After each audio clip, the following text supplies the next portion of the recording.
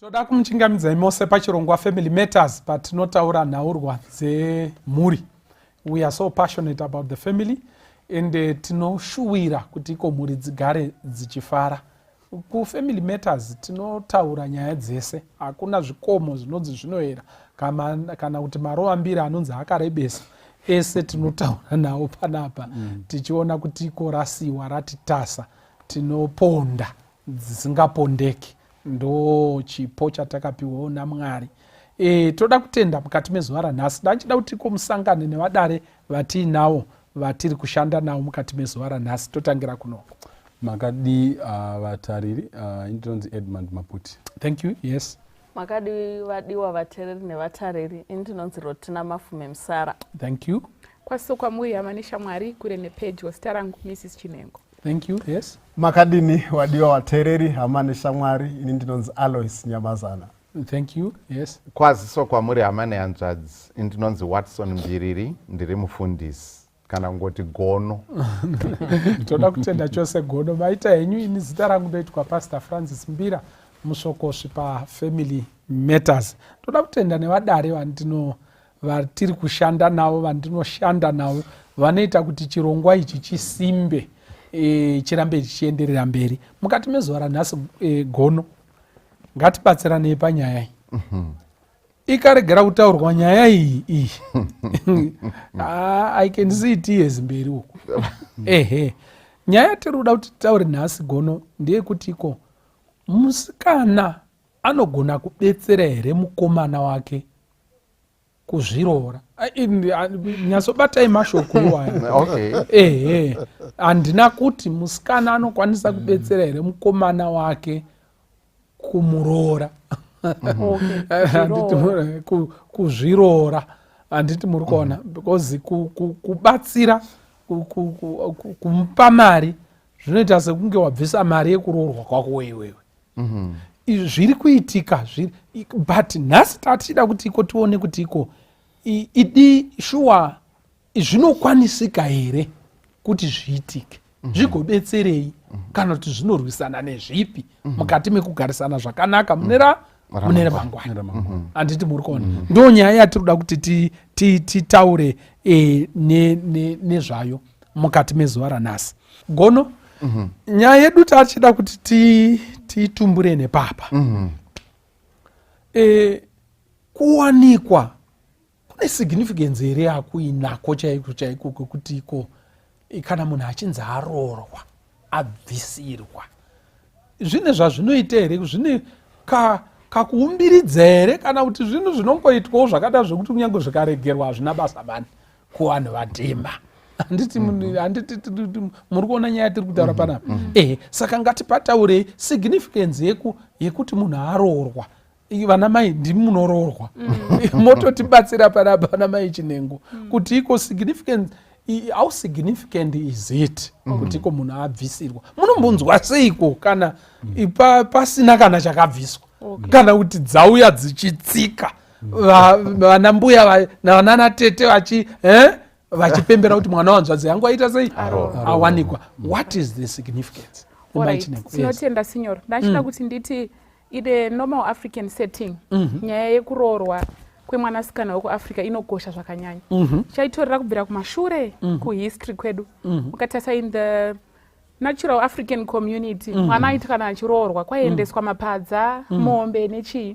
And that accumulation of wealth, it was a symbol, status symbol. Kana wainzi uri munhu kuAfrica zvaiverengwa unzi une mombe ngani, kumapadza unawo here, sababa pamusha.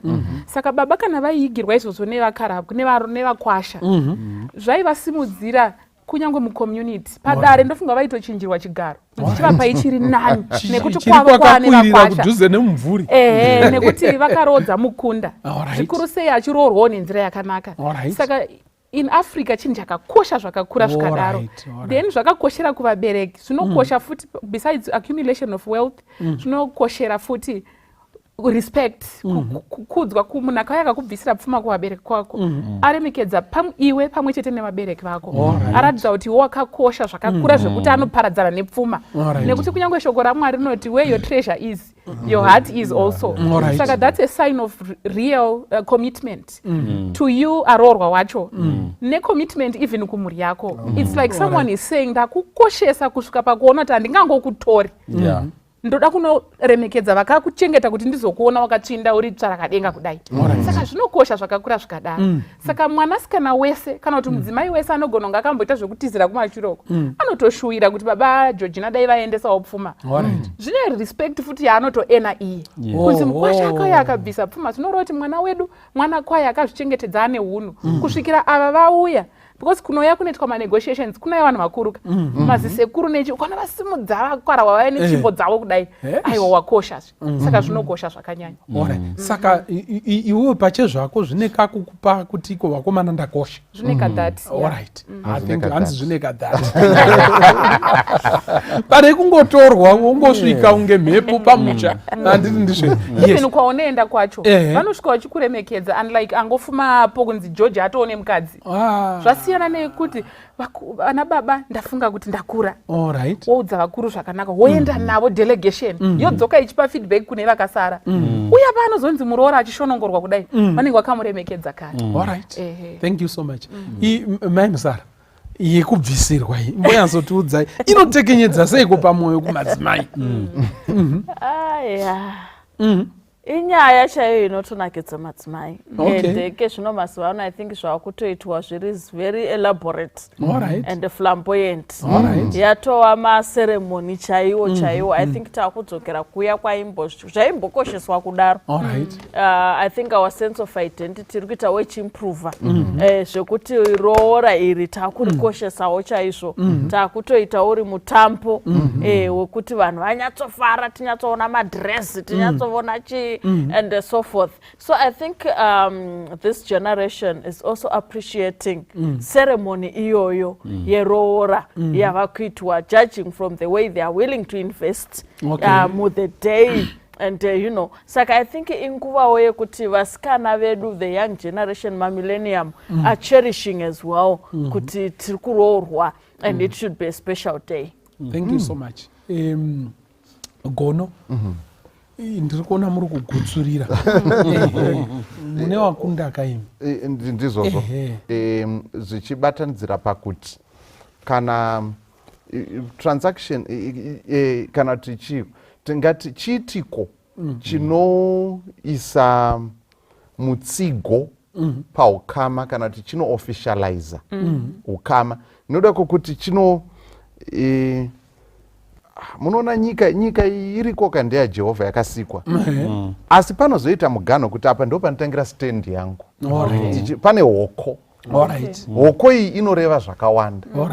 Saka kana munhu achinganzi aroorwa pane hoko, haisi singori nyika yaJehovha, iyi stand yemunhu. Are you getting that? Saka kurovera hoko kunobva kwaita kuti this piece of land yaane zita, inotozivikanwa, yakanyorwa, ine madeeds. Haisi zvongoti unongoti ndichinadzo mbeu yembambaira, I think inogona kukavha pesapa nepapi apa pane varidzi. Saka ndo zvazvinoita, ende zvinounza mhuri kumukomana, kumusikana. It's no longer just these two. Zvakuunza mhuri mbiri into dialogue. Dzochiwirirana kuti idi pane zvaitwa vana, pane zvavaita. Zvakadaro zvokuti vabva vaisa masignature avo vekuku nevekuku. And ndo amaguarantors ezvaitikapo. And support system yavepo. Pane zvokuti vanhu vakangonzi anotenga pizza inonaka saka ndiyo ndakuenda naye. Hazvina tete anozvimiririra zvinhu zvakadaro. Hazvina tete anozvimiririra. Ende ndakaona kuti ko iyo support system iyi kana yapo, ende haingouye kapa zvinhu zvisina kurongeka. Zvine urongwa hwekuti iko mwana anotaura kuti ndakura, ataura kuti ndakura, podedzwa bamukuru, inzwai zviri kutaura mwana. Sekuru wouya, hanzvadzi yamai, muzukuru wenyu ndo mashoko ari kutaura. Then moenda kunotiko musvike mumusha wevanhu. Zvine urongwa uhwohwo. Kana urongwa uhwohwo hwaitwa, ndiri kuona kuti patoestablishwa officially a support system. Ende muri kuona support system ikai ndo inogona kukurambirai kuti iko hazviite. Wangouya rimwe zuva uchitaura kuti iko ninga handichada, uri kutaura kuti ko pawakamutora wanga uri wega here zvawauya wega na handiti muri kuona. Saka I think that support system is very important. Vanyamazana Roora yakatinakira. I think ndo chimwe chechinhu chinodefine who we are as Africans. Kana takutaura panhau dzekuroorana, zvinonetsa kuti utaure muAfrica kuti ndakaroora usinganozikani pana tizana. Ipapo haugoni muri muflati yenyu kuJoburg. Hazviri. Saka inotori tsika inodefine who we are as Africans. Not only who we are, but it also defines our marriage. I think problem inozongoya kana yakuabuswa. Pane pandiri kufunga kutiko inyange yakatinakira, but zvimwe zvaakuitika modern days maybe tichazozviziva as we proceed, zvinogona kuita kuti ite some challenges dzinoda kuti dzigadziriswe. Ende inogona futi kutozovhiringa even marriage yacho kana paine zvinhu kana isina kunyatsa kuhandlwa zvakanaka, like maybe kachajire, maybe even perception about it, kuti sei ndiri kumbobhadhara pfuma yacho. Ndo zvimwe zvinhu zvinoda kuti zvigadziriswe, zvatiri kufunga kuti maybe as we discuss tinge zvimwe zvizobuda pachena. But otherwise mai vanobvumidzwawo kuti iko iPad yemafukidza dumbu. Alright. Thank you so much. Dr. Maputi, you wanted to say something? Yes. Roora rakanaka pakuti it's a measure, it's a screening measure. Okay. Because nengari yekuti tiri kutaura about wealth, rinopa confidence kune vanhu kuti vazive kuti whoever ari kuuya achiti ndiri kuda kutanga izvi means well. Is serious about what they are saying. Zvangofanira kuti kanyange mota ikanzi irapo or whatever think product of value ikaiswapo, ikasachengetedzwa nyangwe nematsotsi anongoya achingotora handidza. But in this case family tingangoti kuda kwemusikana handitika because apa takutaura context yeroora richibhadharwa nemukomana but in other cultures rinobvawo kumusikana richienda kumhuri yemukomana. In whatever family setting vari kuisa security measure before tatanga kutaura ngatimboona kuti are you serious or not. Saka it's also a security measure for the family because I know the person is serious. Ndinofunga kuti it also communicates commitment yemunhu. Unoenda unotora sekuru wekuchitomborwizi tete kwamurehwa vagoungana vanana tete varuda madrinks pastation yega yega varuda bhotoro ndiwe uri kuzvisponza zvigodaro mugonovamirira kumusha. It's a process here yakadere kuti iko vanomerwa nazvo vasina mwoyo murefu vanogona kuti vanana tete vaungana kuti handichazvida handiti muri kuona nayo chete. Saka ndinofunga kuti iko zvakakosha but ngatichipindai manje pakuti iko in this very significant ningirikiri event inoitika pakugarisana pachishona zvinoitika here kuti iko mukomana abatsirwe zviriko here because ndakakuudzai kare gono kuti iko ndimi munoaproachwa muchinzi tosvika here nenyaya yekunasira muchisefa ende mimi matingaipinde padare hatidi nyaya dzekunyepera vanhu vakagarisana zvakanaka. Zvinhu zviri kuitika here zvimaimusara? Chokwadi zvinhu zviri kuitika zvakadaro zvokuti vanhu vari kutobetserana reality chaiyo iri on the ground. Asi ini ndiri kutovonawo kuti mutsika yedu zvinenge zvaivaoneka kubetserana kaivako. Takatarisa nyaya yekutema ugariri for example kuti murombo munhu saka tezvara vaizoti mukwasha anenge adi zvikoniwa zviri kumukunda ngaavuye hake ateme vugariri ari pano. Saka kutema vugariri uku kwaiva kutobetsera kamukwasha. In other words baba vaitobetsera mukwasha wavo kuti rega tireize roora yemwana wangu nekuti vanga varecognize kuti capacity inenge yakadi yakashoma pane iyi. Saka inotovonavo kuti ziso remusikana rinogonavo kuona kuti capacity inenge yakadi yakadereravo inenge yakati dzikirei ini ndine capacity yakati kwirirei but maybe chinozoshayikwa institution inogona kuzoprotecta musikana uyu kana achinge abetserawo capacity yemukomana kuti security neassurance yekuti mangwana handizomuki njihi handina kuroora wakazviroora handiti ndiwakanobvisa mari kuna baba wako. Institution inozoprotecta musikana apa institution iyi yanga iriko yekutema ugariri yaiprotecta baba vemunhu. Hapana munhu aizoti mukwasha hana kuroora hanti makaita kuti adhige makomba emunda nemhaka yekuti chinhu chakaitwa institutionalized. Saka chatisina isusu institution inozoprotecta mwanasikana arealize kuti capacity yemukomana inenge diki. Makuma ichirasha because izvi zvakatoisirwa tafura yekuti zviitirwe. There was a round table was provided and it was recognized kuti kana mukwasha ashaya badza nechimbudzi nechimombe anokwanisa kuuya oshanda pamba pababa. Zvakagamuchirwa izvi. Saka muri kuti imini izvi zviri kuitika but changoshayikwa itafurawo. Vanasikana havana tafura. Alright. Oh, thank you so much.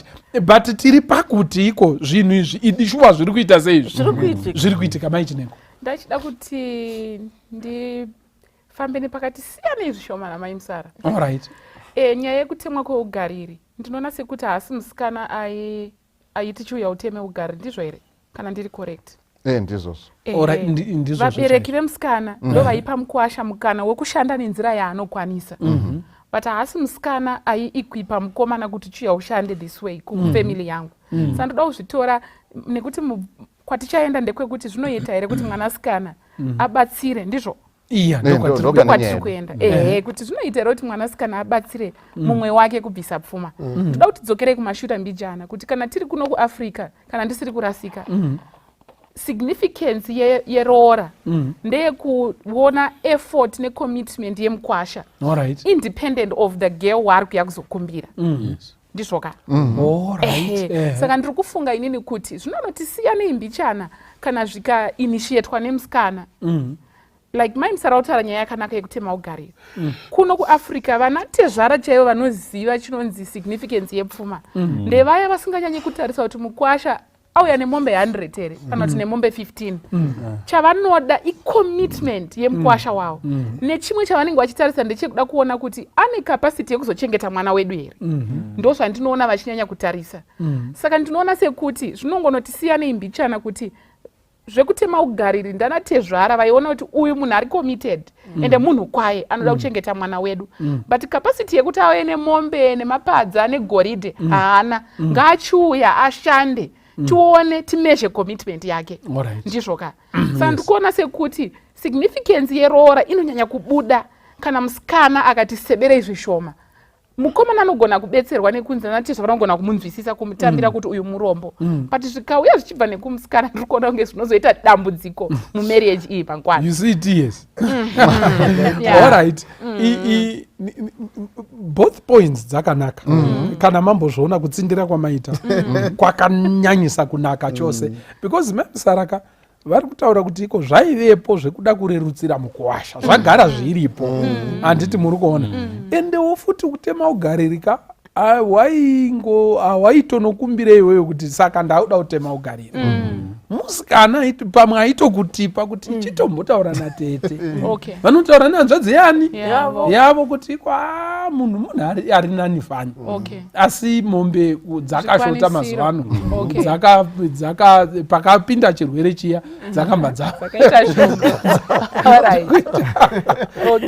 but munoziva kuti pamatsimbidzira vana mai pakanaka pakuti iko in the African context it was zvazviriko kagepi kekubatsira mukuwasha handiti muri kuona it was them but isusu patiri kuda ndopari kutaurwa namai Chinengo patiri kuda kubaya nhasi ndepekuti iko musikana direct angatsvage here pfuma yake iye handiti muri kuona otambidza mumwe wake oti chienda unovapa handiti saka mubvunzo watatiinawo hatisi kuti iko zvinoita here tati zviri kuitika here zvinhu zviri kutoitika here in the situations dzevana vedu pavari kukura handiti muri kuona nayo chiripo gono mandinzwa here ipapo ndiri kupa dzakateya yes zvinhu mumakombi matinofambawo tiri kunzwa kuti zviri kuitika munguva dzino dzatiri kurarama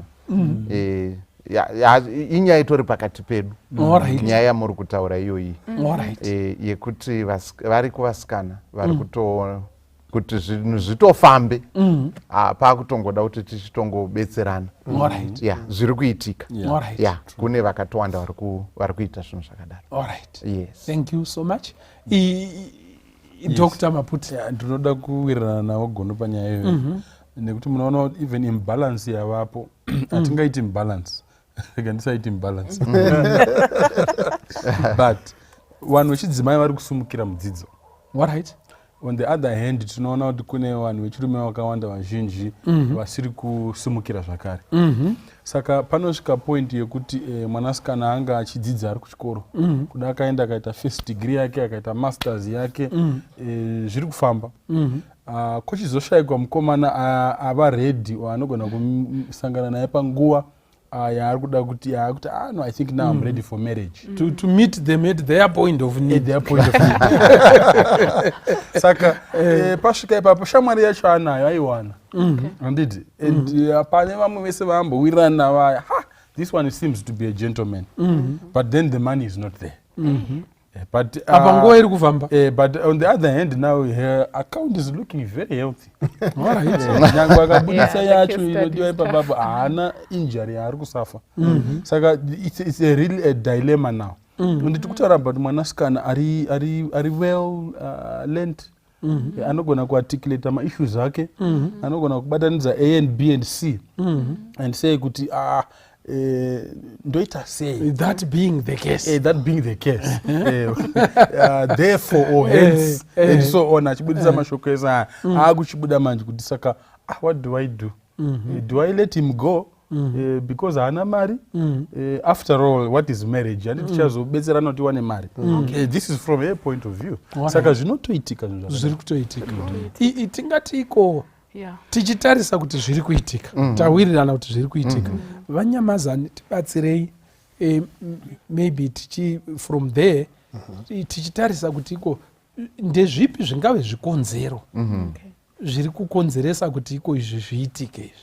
Vakomana vari kunyimwa mabasa here kana kuti chii chiri kuitika? Yeah, I think wamaputi wanyatsa kuleya foundation ive nevamwe vadare kubuditsa pfungwa yekutiko we are living in a very globalized world yekutiko on the labor market madzimai nevarume wese vari kuwana mukana yekupinda. Saka zvinogona kutoitika kuti mukomana oshaya basa pani musikana wake ari pachi basi time yekuroorwa yasvika. But I think chimwe chatofana kuunderstanda ndechekuti I think in Zimbabwe about 3 types of marriages. We have the 5.11 yekucourt, we have the registered customary marriage, and we have the unregistered customary marriage. Saka kazhinji kacho ndinoti ndingobuditse pfungwa yekuti vanhu vanotoroorana because ukaenda ne5 ukaenda kucourt awakubvunza kuti wakabvisa pfumero. Koti unogona kutongosvika magistrate mawitness kana aripo ari kusaina, then as long as uri above 18 marriage can take place. Saka nemweni nzira kuti zvinhu zviri kodi zviri kutoitika ende zvinotori pamutemo ndengopfunga yatofana basa. Saka zviri kutokonzeresa, ndakudzoka mubvunzo wenyu, zviri kukonzeresa kuti zviitike chekutanga chacho unotori mutemo because unobvumira vanhu kuti zvidi zviitike as long as paine consent. Kana watowirirana mukomana nemusikana pangori neconsent it's okay, but chimwe chacho chinokonzeresa inyaya yekutoshava mari because not muitisa scenario yemukomana maybe ari kuchikoro musikana mari andori nayo handitika wana watodanana ende wada kutowirirana but mukomana akada kuti atizise futi kuchechi vuri kumusenja ka kuchechi ari kudi ari kusenja musikana ari kutofila kuti I'm now ready for marriage ende zvikwanisiro zvacho zvinoita kuti ndibatsire mukomana wangu kuroora ndinazvo ende isusu tatowirirana. Saka ndio zvimwe zvezvimwe ende kana watoroorana vanogona kutoenda kukoti woto officialize marriage yavo zvotodi zvotofamba. So those are some of the reasons zvinogona kukonzeresa kuti mukomana zvikwanisiro haana, musikana zvikwanisiro, but society futi iri kusapressure, society maybe nechurch iri kusapressure kumusikana every mile dhoka wasangana naye kocharoorwa rini andi muri kuona kumhuri ari kubvunza kuti kowe mukwasha wako zvakamira sei. Saka that pressure would then lead musikana kuti angoti shamwarika kuti tingo ease this pressure mari ngatirwa. So all those factors come into play. All right. Thank you so much. Aiwa, tinoda kutarisa zvikonzero ndezvipi zviri kutaurwa nevanhu kana vafunga kukweretisana mari idzi. Yeah, iyo nyaya yema-economic hardships, I think it's playing a big part. Pakuti mukomana anogona kunge achitori ari kuzamawo but hazvisi kunyatsa kubatana but musikana wawana privilege yekuti mari iripo. It's one of the reasons dzinoita kuti vanhu vadaro. Imwe reason ndeyekuti vasikana musociety vane pressure yekunzi vanotemerwa makore ekunzi ukange wasvika kana kuti ku27 wakurisa. Ndorangarira baba wangu inini when I was 25 ndichiri kupedzisa chimwe chikoro chandaita vaingonzi pese pavasanganikwa nawo ndiwezve kuti kana tobata wazukuru iwe unenge uchisvusvudzira maheti aya magauni makepa aya kuti iwe uchasvusvudzirazve heti dzedzidzo idzi vana vako havadi kuroorwa. At 25 for some of them it was too late for me and my sister to marry, to get married. Saka pressure iyoyo inowanika muma-communities, mumachechi momu nemumaraini momu. Vanamai vanotanga kutaura unoti wakurisa ane pano ane advice yake. So it's one reason yekuti musikana anogona kungozoti chirege ndichipa munhu uyu mari anditore ndite sei ndiende. Those are some of the reasons. Kubetsera ipapo sinyoro vabereki chaivo vabereki vemusikana vanogona kutoisa musikana pressure yekuti ndinde nemari. Vamwe vakandidzidzisa ndava graduate ndava mukomana ndikavadzwa kuti ndava nomukomana ari noitei ndo first question. Akaenda kuchikoro here ndiri dokta zvangu ndiri kuwana masakwatira angu emari, ivo vari kutotarisira kuti mukwasha achauya anofanira kuuya ane bhegi rakadinai rakasimba rakapfuura remwana wedu. Inini ndasangana zvangu newandinodanana naye ane maybe basawo rake risiri kumupa yakawanda asi mazirudo tichitowirirana kwete zvekutamba zviya. Ndotoziva kuti blaza ava vakauya ne500 yavari kuti vaunganidza pa6 months ika hazvibudi zvakadinai, marriage haibudi, haga muchigwi. Saka mota yari kutodhiraivha ndeyangu ini Musikana, ichiapartment pamwe ndinda kutobetserawo kumuprusa apo ndichimupa zvimwe zvirenti kuti aonekere maoutfits masutsa ari kuuya nawo kuchechi. Ndini ndiri kutodinai, ndiri kukavhawo kakuti kana auya kuchechi auya akadi zviri nani. Saka ndenchitoziva kuti kuna baba vangu uku plus avasvikawa ne500 US yavapedza gore vachiunganidza chirega ndichitodinai ndichitotopa nditojega kuti allright chiwo 10,000 iuye ri 10.5 ndokuti zvidinai ndokuti tisvikike titotanga kutaura otherwise ndeyeviewo I appreciate effort yawaisako mukomana wangu but hakusvikike hakutangike ende sure unenge uchitoziva mubereki wako kuti aiyo 500 hatitangi kutaura. I think chimwe chikonzero sinyoro chinogona kuva a reflection ye a broken or fractured or I don't know maybe crippled family system kana kuti ameno challenge inogona nga iriko kumhuri kuri kubva mukomana nekuda kwekuti indinorangarira kuti patata kuronga nyaya idzodzidzi vana baba vakandidaidza vana baba mudiki vakati ndo nyaya iri kutaurwa nemwana mubvunzo mukuru wanga uri kuti unei you know mubvunzo wavo mukuru wedare iroro musi iwoyo nderekuti unei waunganidza chii. Vanoda kuti uvagutse ivo vanyatso kuona kuti I think inosvika inokwanisa kumiririra zita remhuri yedu kwaari kuenda uko. Then ndataura vakatarisana vakati I think mwana aedza ndokuchizoona ivo vachitsunurwa kuti zvikwama zvani zvavo kuti aiwa waedza mwana chiwedzerawo apa. Saka ndiri kuona kuti kana tasvika pasituation yekuti mukomana ari kudumbirwa zvakadaro zvinogona kuva a reflection futi yekuti something could have happened kumhuri yake yaari kubva nekuti haifanira kusvika pakadaro. Nikatarisa Genesis chapter 24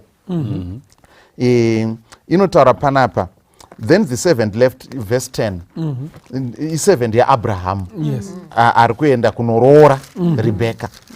Then the servant left taking with him 10 of his master's camels loaded with all kinds of goods things from his master.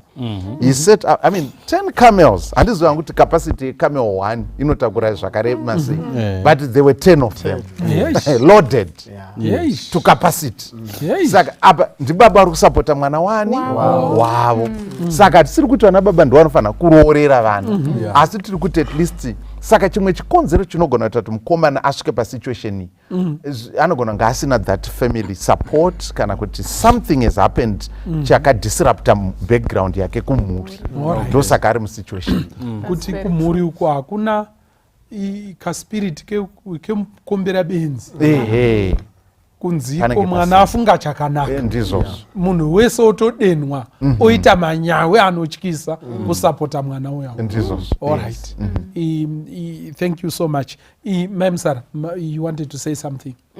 I think itori nyaya yakakosha yasumudzwa naGono yekutoti zveshuwa kune vamwe because tikatarisa kare vanhu vaita konde yekutonoroora kuti panei but ike zvino unototanha ugwa vanotouya vacho kunoroora newe vanenge vachitodawo mari futi yekuti vauyeko. Vanhu havachisina that collectiveness kuti vaite konde plus nenyaya yemabroken families iyi umwe mukomana anenge akangomira ari 1 mumhuri uchitozivewo semusikana kuti shuwa mukomana wangu angori chii, Angori wani, angori umwe chete. Inini ndikasatomubetsera hapana umwe anogona kumujega kana kumubetsera. Saka ndo pandinozoita decision, not nekuti ndiri loose kana nekuti ndaona kuti ndanonokegwa or anything, but ndiri kutobva from a genuine point of view kuti ndikasabetsera baba ava vangori ngirikini zintoga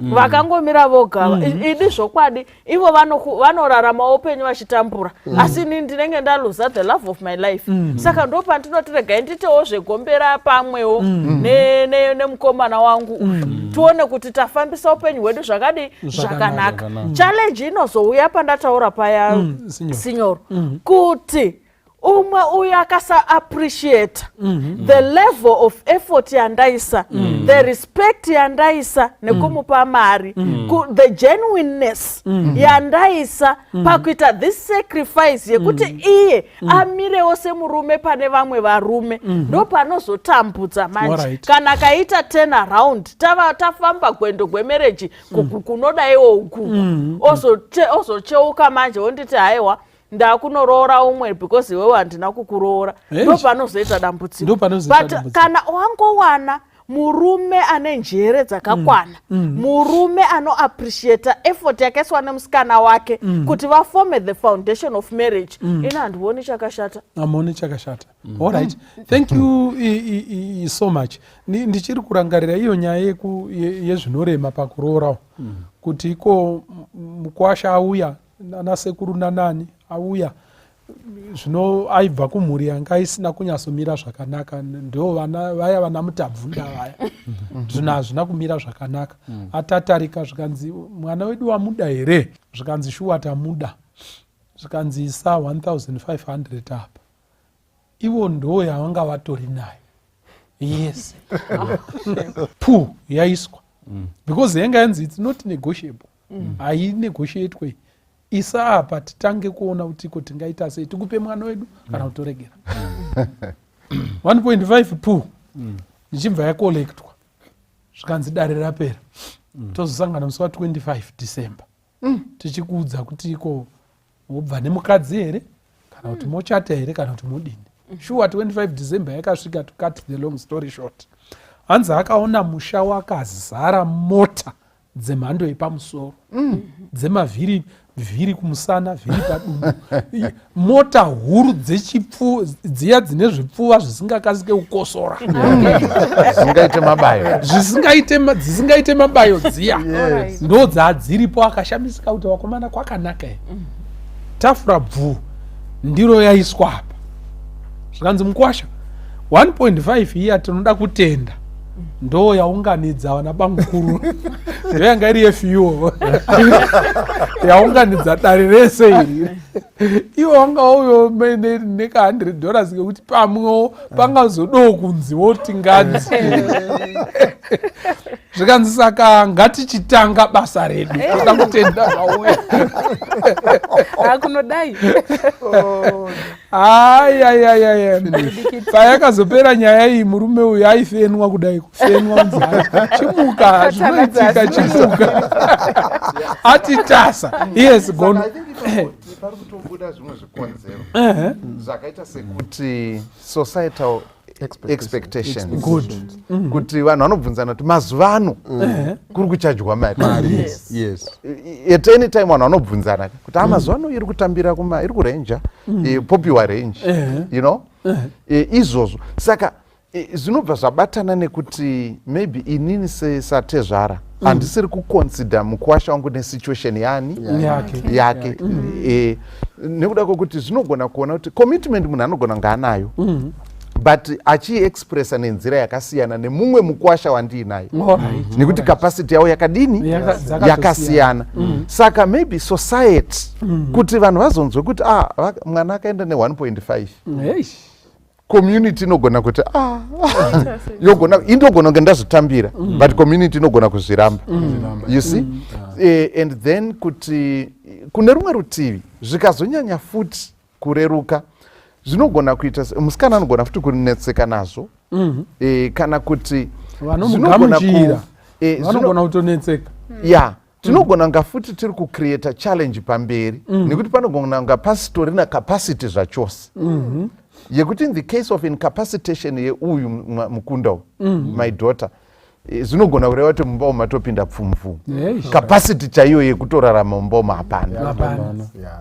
Saka agono munenge manyanyisa kudzamisa demo renyu because gono manobata kamagetsi ari mberi uko futi aita tisati tabata but tarisai pakutozipaka moto because pari kudzimberi uko mwana uyo ari kuenda capacity mukwasha haana idishuwa onyatsopfunya pachisero chekuti ini munondiziva kuti handina handiti muri kuona adaro ombva atoti bvu zvombva zvatongoperera ipapo ndiri kuona sekuti iko zvinozonetsa futi mangwana zvinozonetsa futi mangwana saka thank you for that point but mubvunzo wandinawo inini ndiwekuti iko gono tibatsirei ndapa umwe wangu mari nerweseri ende musociety tafura yekupanana mari hapana cultural ndingirikiri setup yedu haina that gap yekuti tipanane mari tiri tu kana kuti titsvage tete wekuti ndiri kumupawo mari kana kuti aiwa hapana pekuzviitira izvozvo zvinoreva kuti kana muchipanana nekukweretesana ndizve kunziko nerweseri mawirirana muri tu but chimbonyatsotarisai mberi zvinopera zvakanaka here kana mukomana akwereteswa nyaya inopera mushe herei tinoda kutarisa maakugarisana sepambouyiwa namaimusara vati vapaita mutemarege wengwe tiritezere vapabata vakaparegera but pandoo chaipo panopisa mberi uko kana muri kuona gomba dema here kana kuti gomba rakachena mberi uko chitibatsira ndanchida kuti makomba matema anotonyanya kumberi nekuti panozoya matambudziko emumarriage kana nekugarisana nekufamba kwenguva pane zvimwe zvinhu zvinongoitika zvinogona kusaavoidika zvakafanana nekuti panogona kuzosvika nguva yekuti mudzimai pamwe aona vari nani kubasa kuya kwaanoshanda anogona kuzotanga kushora murume wekuti after all I think ndakaita an impulsive decision yekubatsira munhu wekuti andiroore because the essence yelobola yayo panenge pasina kunenge kuri kungoita kuti zvifambe zviende but essence iyoyo ikashayikwa ine bearing paupenyu hwemangwana baba ivavo kana confidence chaidzo vanenge vakashinga baba ivavo pane pamwe pandachiverenga imwe right up yanga ichiti hakuna murume anobvuma murume pavarume anobvuma kuti musikana wake amubetsere kumupa mari yekunorora because zvinotomuita mbwende pane vamwe varume mumwe wanga achinyorawo saka muchiona kuti culture yedu manje pane pazvinongozozivikanwa kuti vanyamazana vakapuwa mari nemudzimai izvozvo izvo it's a problem of a lifetime sainda ndichifunga kuti handizive kuti vakomana vangabetsereke sei vapamazera ekuroora but zvisiri kunyatsobatana kuti tovaadvisa kuti mbomira little longer iri pamwe akutsva munhu hatizivi kana kuti tomuti support system yekumba futi pamwe kwaanobva hapana tomuti kudini because zvine matambudziko akakura zvinogona kubva kumudzimai weya ambobatsira nemoyo wakanaka pamwe azoadvaiswa nevamwe kuti kujaidza munhu womuti ukamupa mari yekukuroora zvino uri kumuchengeta vakadzi vane a way of firing each other apuka azonzi agomanje ouya kumba kuya akunongedzera munhu uyu akurwawozve mwari akamusikoka igoyeya iripo yakupanirwa pasi ari kudzwanzi kuti undiroorewo ndiuye pano actually anga kutofamba achiudza vanhu kuti hanzvadzi yenyu hamuna zvamunonditaurira imi hanzvadzi yenyu hamundiudze muno mumusha inini ndakauya ndega munomu anoti uri kurerezvanzi mufunga kuti aiwa nepi 10,000 jokoniya ndindakamupa ende zvichitove neproof yekuti akapa because paanenge apa ane vaakaudzawo kuti mufesi ndazodii ndazomubatsira zvakuchinetsa manje saka ini ndinoona sekuti panogona kunetsa kuti tonyatsopa advice yekuti kudii ndofunga ndosaka dare rino riripo but zvine makomba matema akakura kumberi uko zvokuti munhu anopuwa mari yekuti enda unobvisira mudzimai nemunhu waarida kunobvisira ndoda kupinda makomba ndapi makomba aripo but anogona kusawapo futi inini ndiri kufunga kuti hapana ndofunga kuti hapana chakaipa kuti mukomana abatsirwe kunoro nemusikana kuzviroora amene language yamamushandisa kana kuti hapana chakaipa kuti musikana ape mukomana wake mari yekuzviroora because chekutanga chatofanira kunzwa ndechekuti chero akazviroora mukomana akanora musikana haisiyo garanti yekuti vanhu havachanetsani marriage ndozvatofanira kuziva because pano iko kutorora kunoita mukomana ikoko sei abvisa 10,000 kana atoauko maybe akadononza kapu unonziwa saka kaunda kakubvisira 10,000 ka wakutoputsa makapu saka nobhola inogona futi wakuputsa makapu emba mangu even saka abuse inogona kutobva futi ipapo saka it's not a guarantee yekuti whether pfuma yabva kumukomana kana kuti yabva kumusikana haisi guarantee yekuti chava nesuccessful marriage saka ini ndinofunga kutiko as long as paine good motive as long as the motive is right musikana akapa mukomana wake mari kuti chamwari kapanapa tikufanira kurorana watowirirana kana akamupa mari hatindifunga kuti pane problem because to be honest with you a marriage yakuti musikana apa mukomana mari inogona kusucceed a marriage yekuti mukomana arora musikana yotogona futi kudi kutoparara saka it's both the ways alright maita nyati sorry senior machida vataura nyaya yeabuse yekuti mukomana anogona kunge abhadharira musikana still pane mukana wekuti abuse it's the same thing elder sendasaka ndiri kuti uyu anogona kungozokuabusira saka yake yaakakupa the most important thing is the motive but kwakarerekera abuse kwakakura ndeukupu kwekuti rotinapa edward mari yekunoroora kwakanyanya ikokoko kurerekera makomba eabuse munoziva kuti nini I always cherish I have a very personal experience when I was final year kuchikoro makabetsero my wife helped me okay I'm telling you the truth and my wife and I always cherish her for that I will never remember that gesture because I was supposed to drop out from school but she chipped in and she helped me so everything that I do to me she's a treasure you see so and that's the same thing that can even happen if the girl gets a fair-minded husband she exactly it can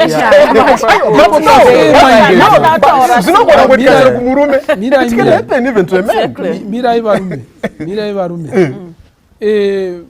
apa ndachida kuti iko mutarisiro vambira iri makadai kune munhu ari kutarisirwa nesociety from the beginning even in the Hebrew culture biblical culture kune munhu anotarisirwa kunzi aroore munhu handiti muri kuona oregera handiti muri kuona otadza obatsirwa nemunhu asingatarisirwa kuti aroore handiti ndizvere munoda kuzvifananidza here nekubatsirana mari dzekuchikoro handisi kuzvifananidza ndibatei zvakanaka mutibate zvakanaka inini ndiri kuti sinyoro kana time yekuti musikana aroorwe nemukomana aroore yasvika mukomana asina mari musikana aine mari waita agreements remember we're talking about two consenting adults ngarisakanga nepfungwa iyo these are two consenting adults wawirirana just like any other agreement that you do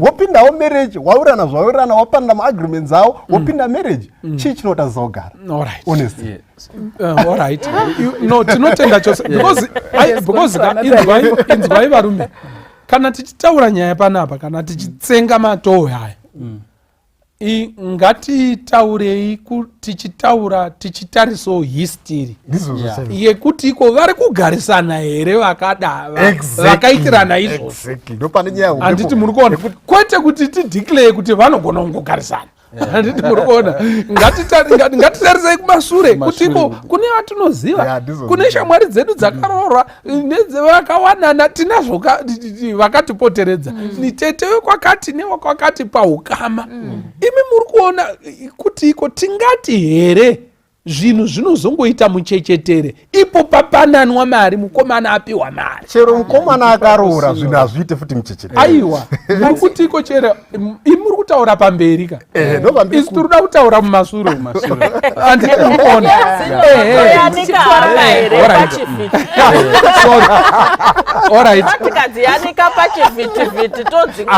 hatibvumire pana alright ngatimbodzwayo maputi inini ndachida kuti vataura kuti thank you for your point nyati imi hamuna kumira munzvimbo alright Dr. Maputi haasi makomba it's actually a minefield Okay. Komba. Inotoda kutotraverswa wakangwara. Alright. Before taenda kumberi. And the minefield hazvirevi kuti zvese zvaputika kazvimambaira zvazvo kana zvisina kutsikwa. Zvatozotsikwa. Before tatosvika ikokoka kune rimwe minefield riripo kana rimwe gomba. Kune vakapuwa mari dzekuti vaye kuzorora havana kuenda. Kunorora kwa agreement yaitwa. Munhu akatambidzwa mari. Musikana akasanoenda kumusha akanomiririra. Munhu haana kuya. Even mari apuwa. Saka issue yemotive yatiri kutaura ikai. Motive haingomezheki. You see, love, pane vanoimba vachiti love is a beautiful thing. And a brand new love is like a toy. Every time you want to touch it and so on. And in that time yaya unogona kuita decision. Yauri kufunga kuti his motive is good. Yanditika. Otozona but the motive yacho yaramba. Saka issue yemotive yamatara wanyamazana. That's where I wanted to just come in and say kuti measurement yemotive. Ndo inonetsa manje kuti titi taona kuti motive yake yakanaka. Why irona riripo inyaya yekuti rinokuisa. I remember, when I wanted to marry, I think I had to spend months zvenyama ndombosiya kwakutongodya sadza nemuriwo kuti ikwane. Now kuti uende paexperience yaye uri kutomuda munhu. Haungoiti experience yaye kana usingamudi. Kana usingamudi unopedza kuti aiwa ngasiyane nazvo. Handiti? Saka motive has to be measured somewhere somehow. That's why rora riripo. Saka minefield I think it's literally a minefield yekuti musikana angadecide kuti ari kupa munhu mari ane a lot of things zvaasiri kuziva zvichagona kuputika pamberi zvaanofana kungwarira. That's what I think. Thank you so much. Regerai gono wambobata. Regerai gono wambobata. Panotaurwa kanyaya kekamwe kakomana kanga kakatarisa kakuni manga mine maifana kubuda butterfly. So kakatarisa for hours. Kakomana kaida kuona kuti rinombobuda sei.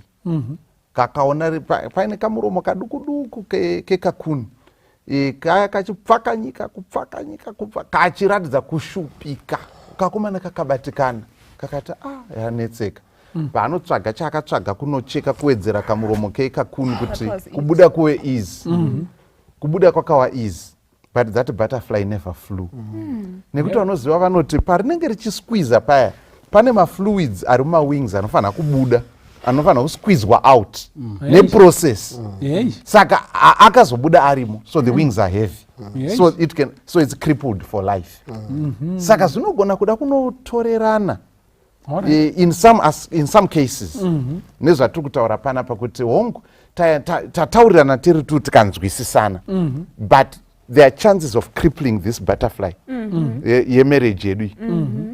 Zvinokwanisa kuitika nekuda kwokuti avazi vose vanozova reasonable kuti kana mawirirana kuti mari ichadzoka avazi vose vanozoidzosa nekuda kwokuti upenyu pane macommitments achatozouya vana vakuchikoro muri kuda kuvaka. Saka vanenge achitokupa mareasons anobatika kuti mari yacho uda kuti ibve kupi.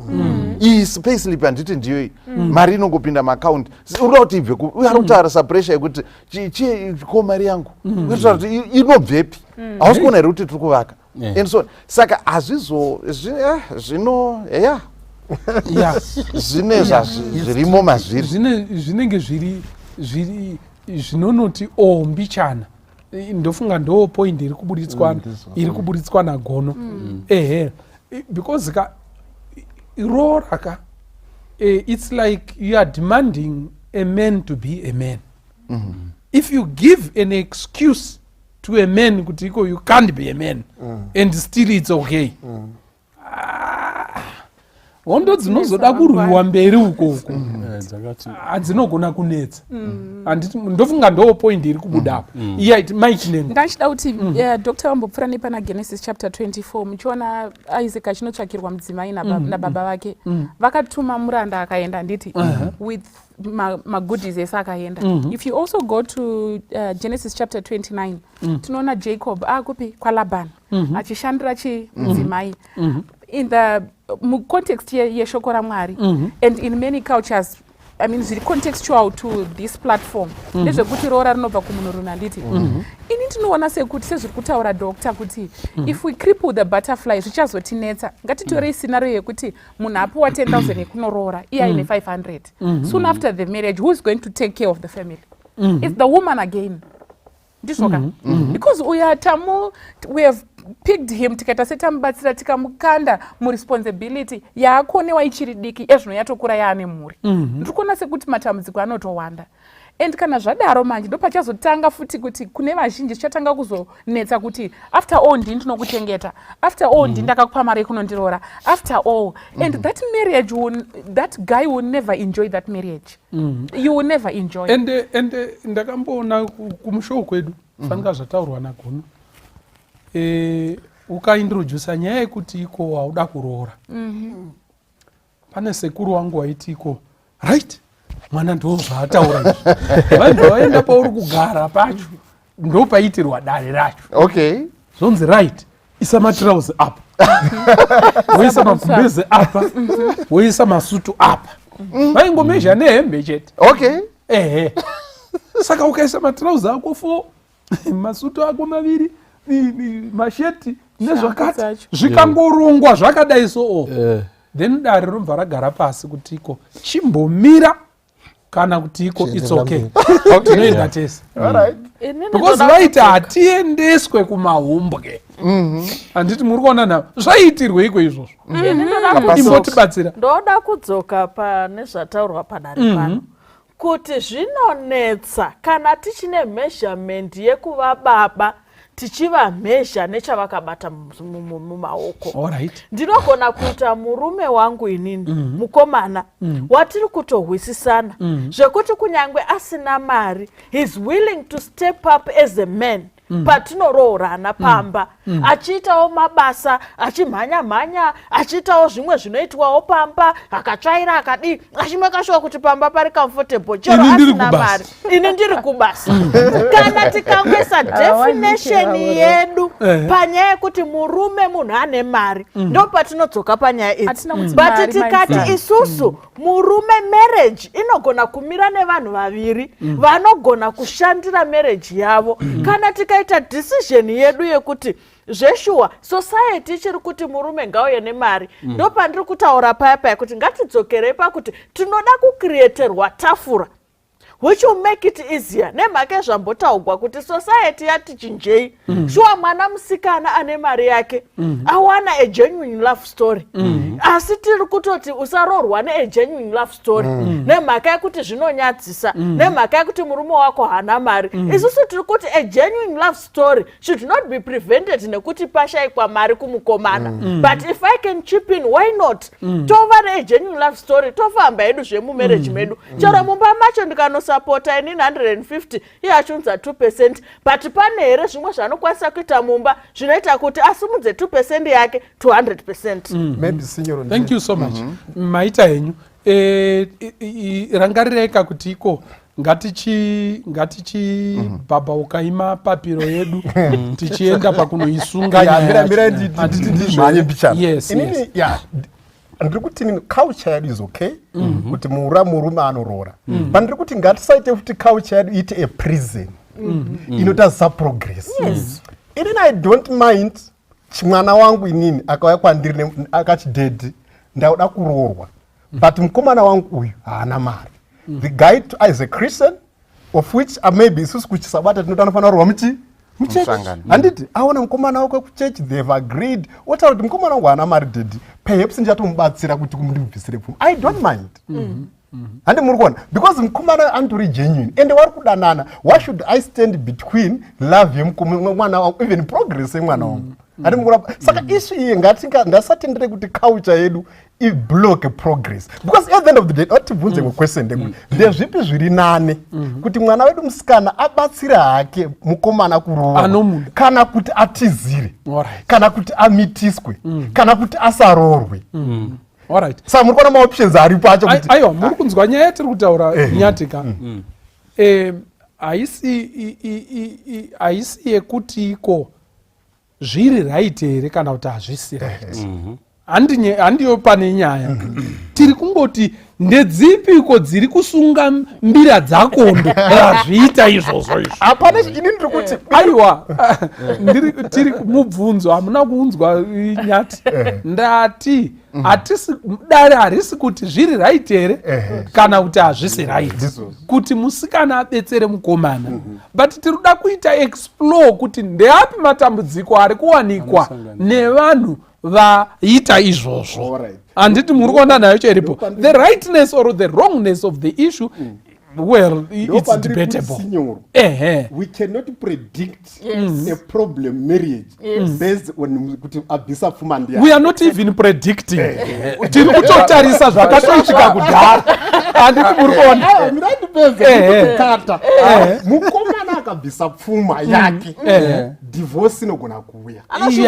Based on what happened in the past.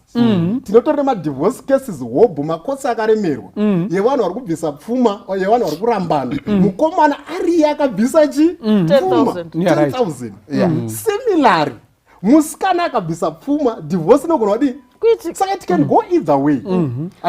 But of course my challenge is in our culture. But ndikufunga kuti kana vanhu wawirana vari progressive, if they are progressive people, genuine people, wawirana apafani kuita problem. And hatigoni kurambidza musikana nekumulabela just because abvisiwa. Because chero wacho wabvisa urongorambana.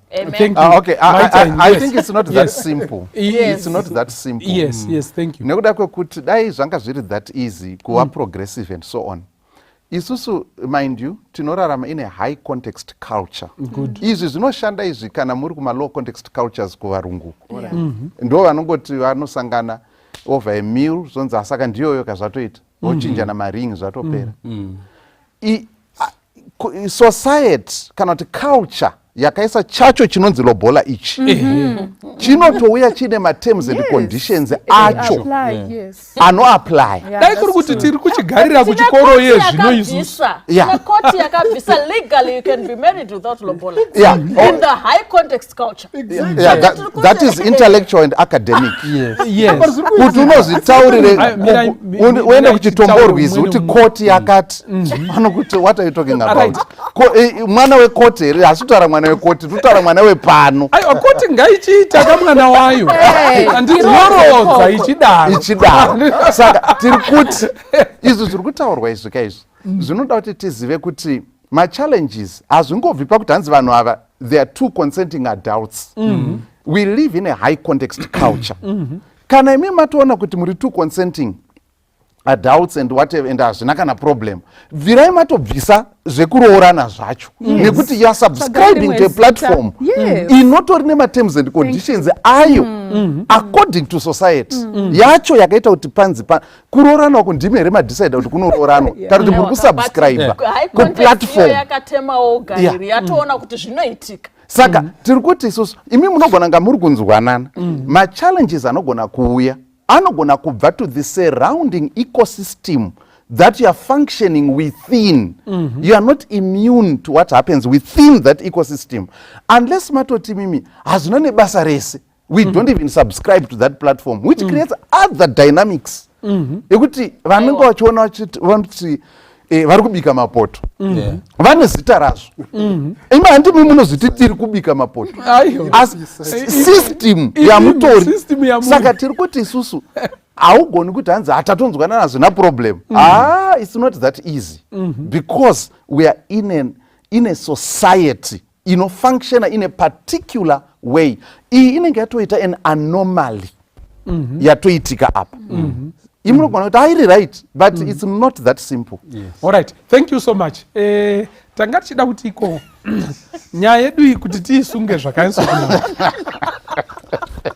padare rino iri vedwe nhasi hatina kukurukura kunaka kana kushata kwezvinhu izvi but takurukura zvinetso nezviwanikwa zviri kuwanikwa nevambozviita. Handiti muri kuona nayo icho iripo. Hatisi kuda kuenda pakuti iko what's wrong about it. Aiwa because the wrongness of it or the goodness of it is debatable. Handiti muri kuona nayo icho iripo. But isusu nhasi tichida kuti tikurukure kana kuti takurukura issue yekuti iko vanhu vari kupanana here dzimari musikana achijusa roora yake.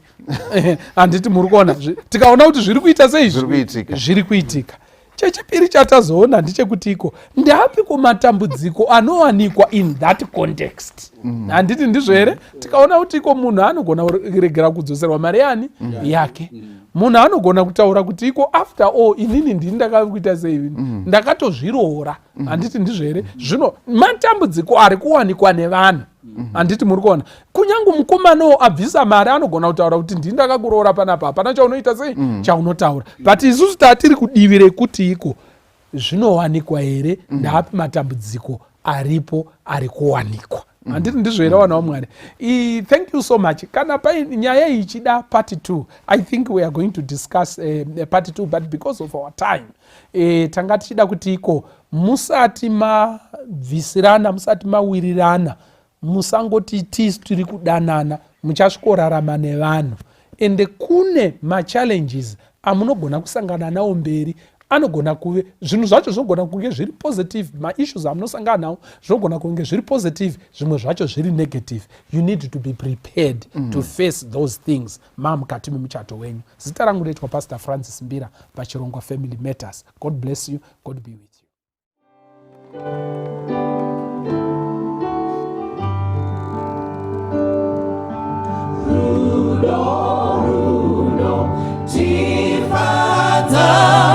Runo natenzira Runo ita titerere Nekuva nekutsa Mwari runo tiri vana vake Mwari runo tifanane naye Runo tifadza Runo natenzira Runo ita titerere nekuva Hasirine urombo kurwara nekufa Ngerudo tinobatsira vamwe kudawira Mwari rudo tiri vana vake Mwari rudo tifanane naye Rudo tifadza Rudo natenzira Rudo ita titerere nekuva nekutsa apo basa rapera tatorwa kusoro iyo ngoma yedu tichaimba ndiJesu ngerudo Mwari rudo tiri vana vake Mwari rudo tifanane naye Rudo tifadza Rudo natenzira